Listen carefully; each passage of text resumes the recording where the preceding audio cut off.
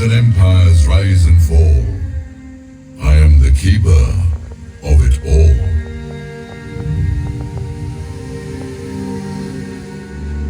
The brave and the cowards encapsulated in words.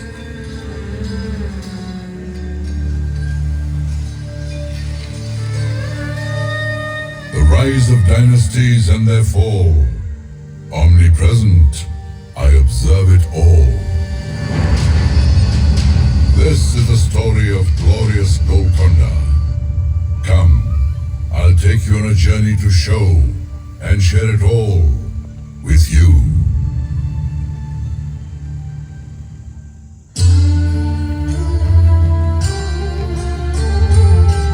Fort Golconda. The name is interesting, just like its rich history. Golconda, which means Shepherd's Hill in Telugu, inspired the name Golconda.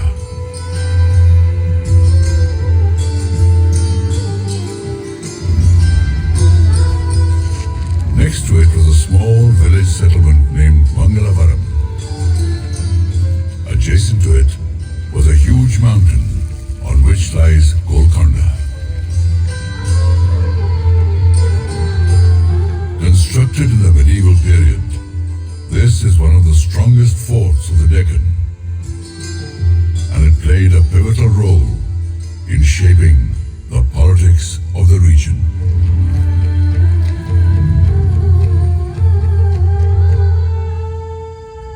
In the 12th century, present-day Telangana used to be known as Teling.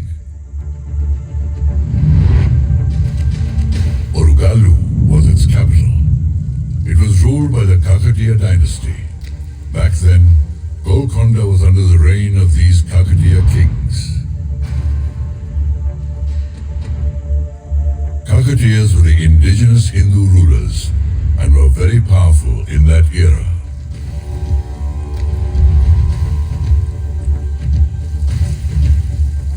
Their fame spread across many countries and started attracting foreign invaders. In these circumstances, Kakatiya King Pratap Rudra took a bold decision to defend his kingdom.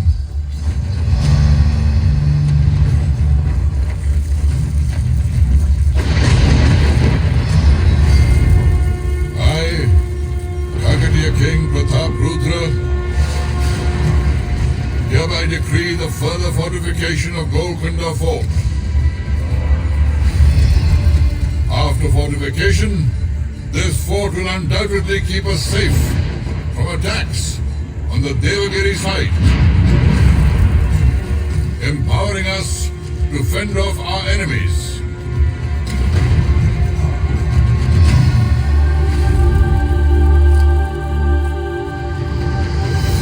जंग से बड़ी है जंग की तैयारी एकजुट रहेंगे तो पड़ेंगे हम भारी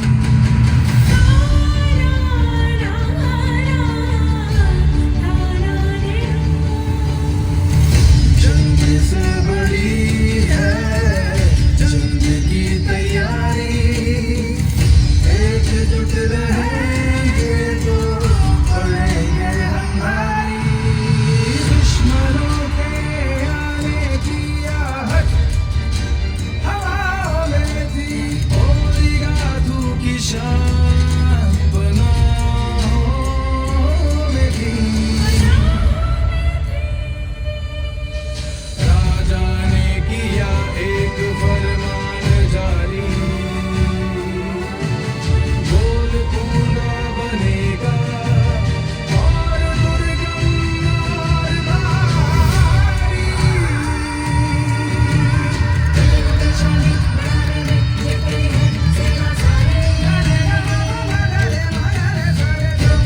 जंग से बड़ी है जंग की तैयारी जंग से बड़ी है जंग की तैयारी एकजुट रहेंगे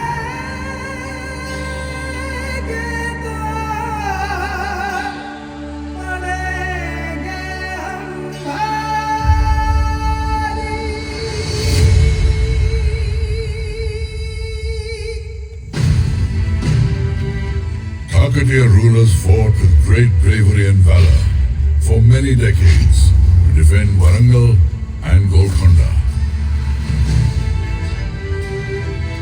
At the end of the Kakatiya kingdom, brave native rulers like Musunuri Pralyanayak fought courageously and drove the invaders from his kingdom.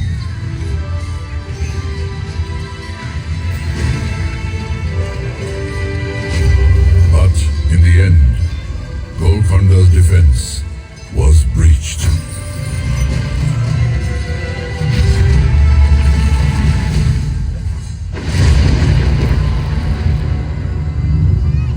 Time took a momentous turn.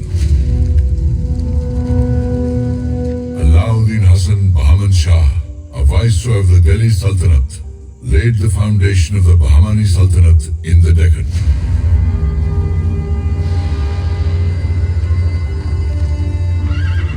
Bahman Shah marched towards Golconda with the dream of conquering Warangal.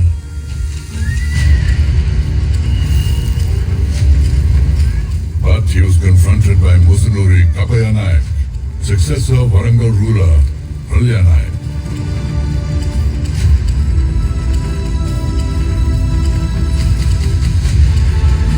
Fighting with great valor and bravery, he drove away the invaders from Golconda and once again took possession of the fort.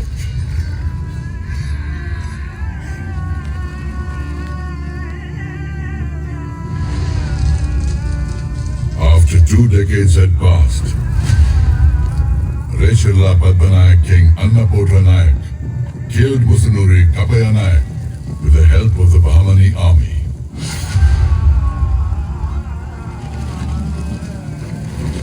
After this, Bahmani King Muhammad Shah annexed Warangal along with Golconda. Thus, the dominance of the Hindu rulers in Golconda and Warangal was ended.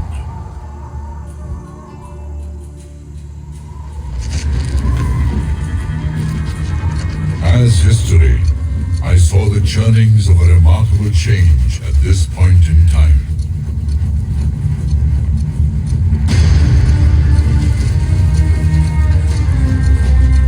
The 14th Bahmani King Muhammad Shah's royal court is giving a warm welcome to Quli Qutub Shah from the Persian city of Hamdan.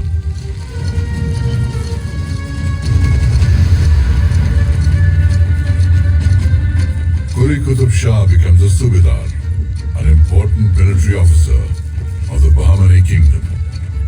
Impressed by his working style and abilities, he is made Qutubul Mulk, or Governor of Telangana, within 7 years. The estate of Golconda is handed over to him.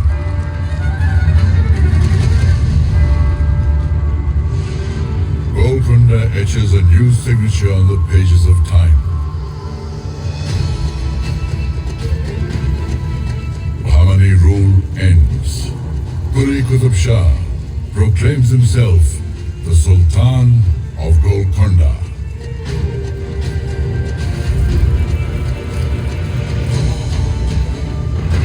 I, Quli Qutub Shah, declare myself the Sultan of Subai Telangana.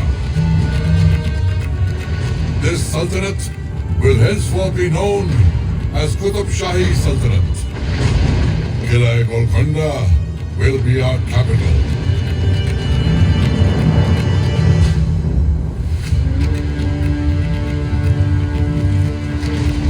With Sultan Quli Qutubul Mulk, the foundation of the Qutub Shahi Sultanate was laid in Telangana.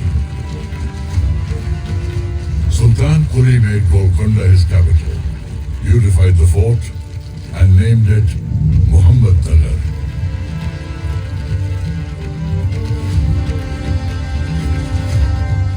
Qutub Shahi Sultans constructed many palaces, gardens, masjids, and many buildings for public use inside the fort in a properly planned way.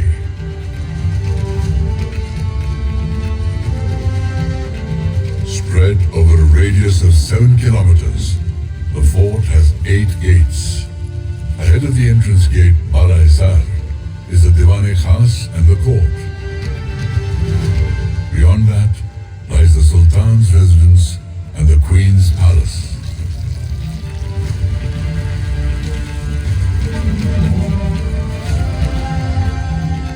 Separate from this cluster lies the Mahakali temple, where even now the popular Bonaru Jatra is organized with great fanfare every year.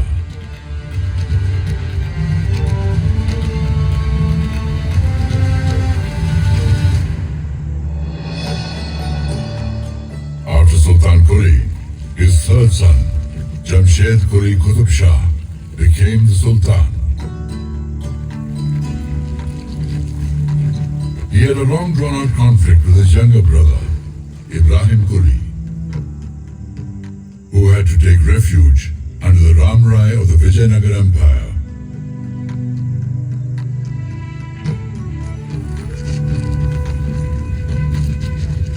Jamshed Quli died after ruling for 7 years. Ibrahim came back from Vijayanagar and declared himself the king.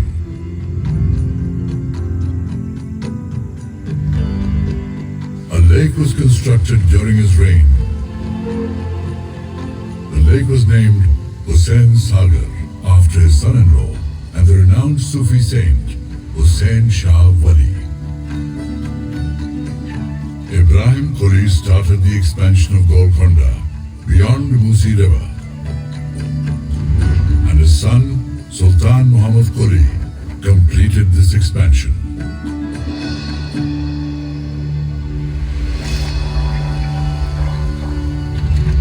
The Sultan had a deep-seated affection for Persian and Deccan literature and the Telugu language as well.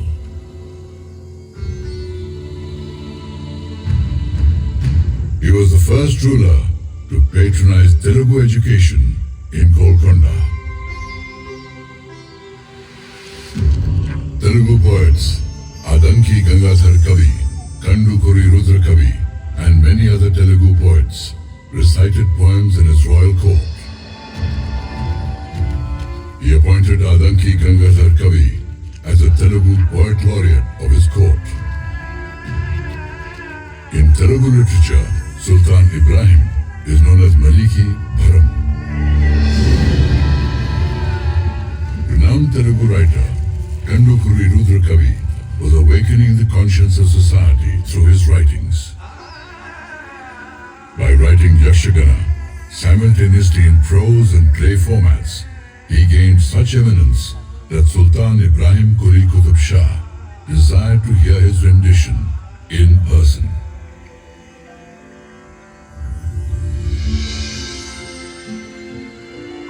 Ibrahim Quli was blessed with a son named Muhammad Quli.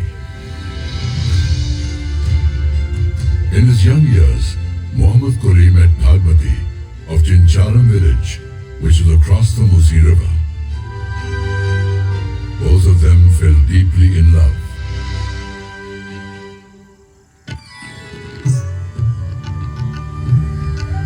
His father Ibrahim Quli realized that for the betterment of the Sultanate, he should not oppose their union.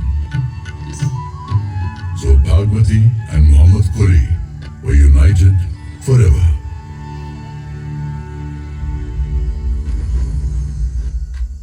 Ibrahim Quli Qutub Shah passed away.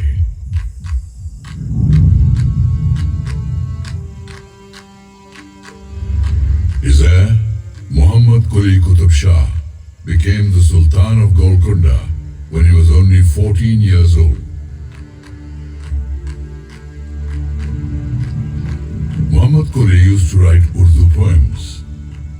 He became the first Urdu poet whose poems were published as a collection by the name Kuliyat.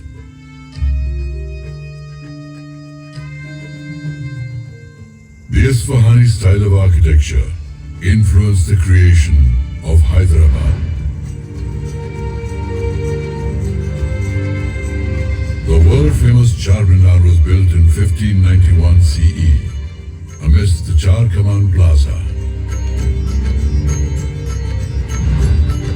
He beautified the city with 11 beautiful gardens and named the city Bhagnagar.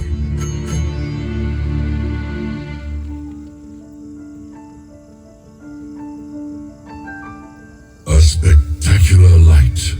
Where is it emanating from? Has a mountain of light ascended on earth? Yes, it's true. This light is from a priceless diamond. Its luster was so wondrous that it was named Kohinoor, which means Mountain of Light. चश्मे बदूर अल्लाह का नूर शामिल उसमें ज़रूर है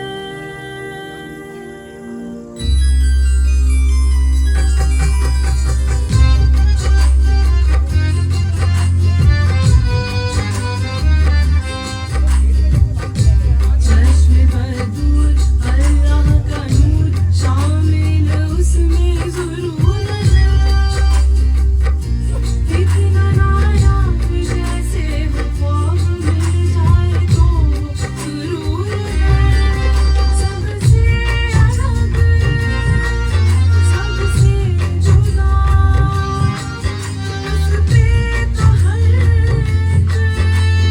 दिल है फिदा दुनिया जहां जिसकी कुर्बान शाने Hindustan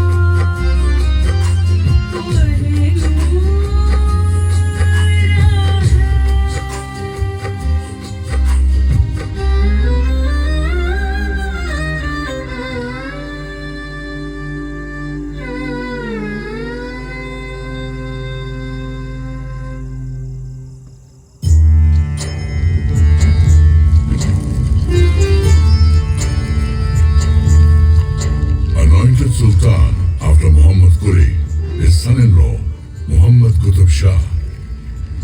Makkah Masjid was planned during his reign. Under the rule of Sultan Abdullah Qutb Shah, son of Muhammad Qutb Shah and Hayat Bakshi Begum, the Telugu kingdom expanded all the way from Ganjam in the north to Chennai in the south.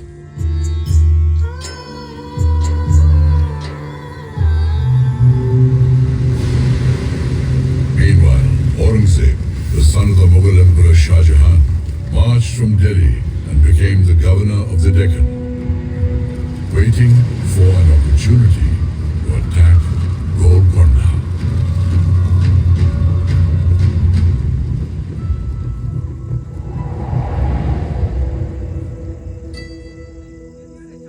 Defeated by force, Aurangzeb resorted to deceit. One of Sultan Abdullah Qutb Shah's trusted men betrayed him.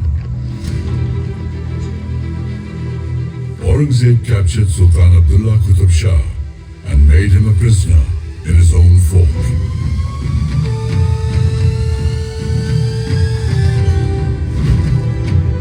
Abdullah Qutb Shah's mother, Hayat Bakshi Begum, strategically proposed a treaty to Aurangzeb.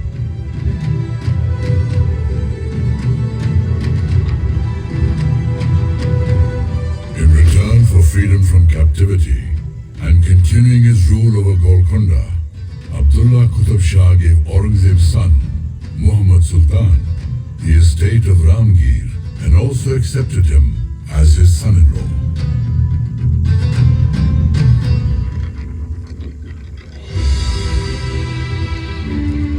Abdullah Qutb Shah passed away in 1672. His son-in-law, Abul Hassan, popularly known as Tana Shah, was made the Sultan of Golconda.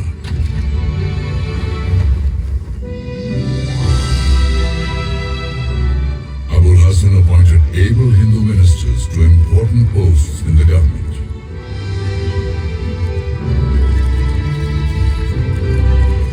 Two of them were Brahmin brothers, Akanna and Madanna.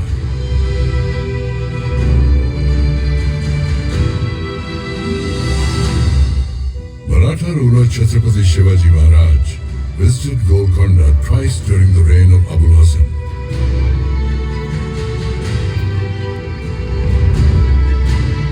In the year 1672 and then in the year 1677. Sensing Aurangzeb's bad intentions, Chhatrapati Shivaji Maharaj extended his support and helped Abul Hasan in his fight against Aurangzeb.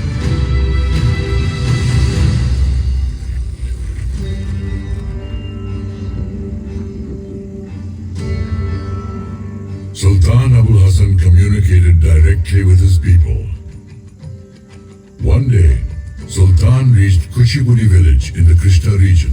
The villagers welcomed him by performing their traditional dance. The Sultan was overjoyed and named the dance Kuchibudi.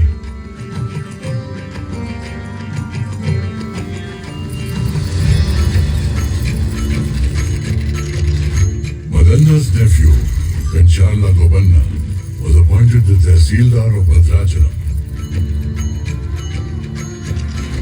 As an ardent devotee of Lord Sri Ram, he renovated Ramchandra Mandir for his deity at Bhadrachalam. In this endeavor, he utilized some funds from the state treasury. Angered by this, Abul Hasan Tana Shah imprisoned him in Golconda fort. Legend has it that Lord Sri Ram appeared in a dream of Sultan Abul Hasan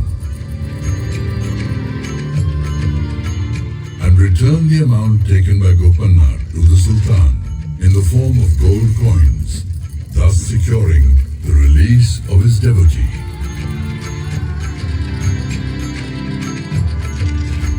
Since then, Kancharla Gopanna has become famous as Bhakta Ramadasu. This unique story of devotion to Lord Ram is now part of the folklore in southern India. His devotional songs gained fame as Ram Dasu Kirtan and became an integral part of Carnatic music.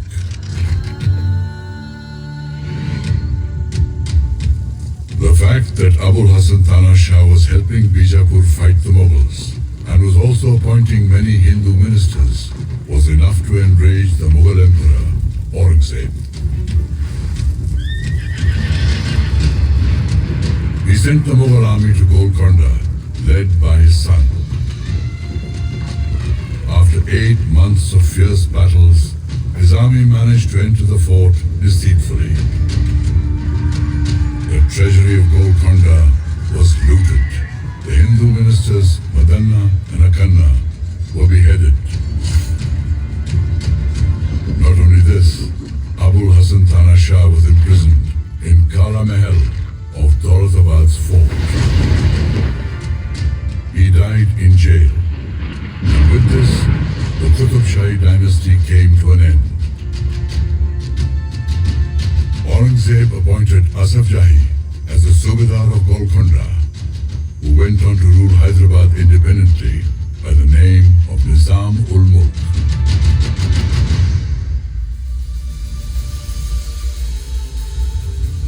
Once the symbol of pride and regal opulence, Golconda's walls, minarets and buildings were riddled with wounds inflicted by the Mughal rulers. However, the truth is that time heals the deepest wounds. Royalty had its time, but centuries passed and India became independent. In September 1948, Hyderabad and Golconda were freed from Asaf Jahi's rule.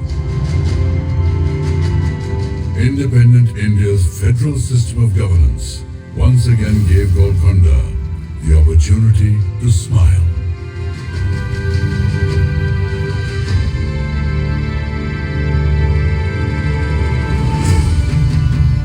From the high ramparts of time and history, I am gazing upon Golconda. Looking from the pages of the past, once again I see a smiling Golconda.